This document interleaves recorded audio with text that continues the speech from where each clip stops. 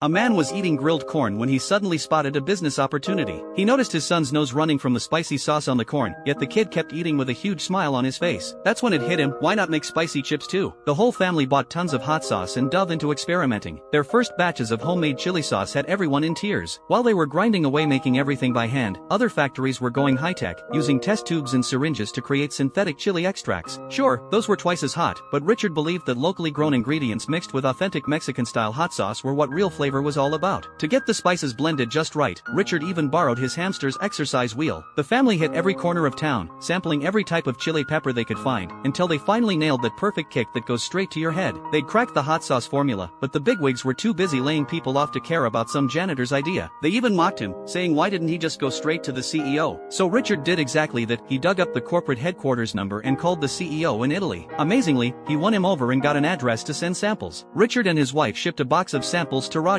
When the CEO popped that first chip in his mouth, he couldn't stop eating. He was so hooked that he called Richard back with his hands still covered in chip dust, announcing he was flying to America to inspect the factory. Meanwhile, the factory executives were furiously hunting for whoever had the nerve to bother the CEO. When they found out it was Richard, they dragged him in front of the entire company and tore into him. If Roger didn't like Richard's idea and then discovered the factory was hemorrhaging money, he'd pull his investment. That meant the factory would shut down and everyone would be out of a job. Richard started doubting himself. He went home feeling defeated, but when his wife Judy heard what happened, she kept cheering him on, insisting he was going to make it.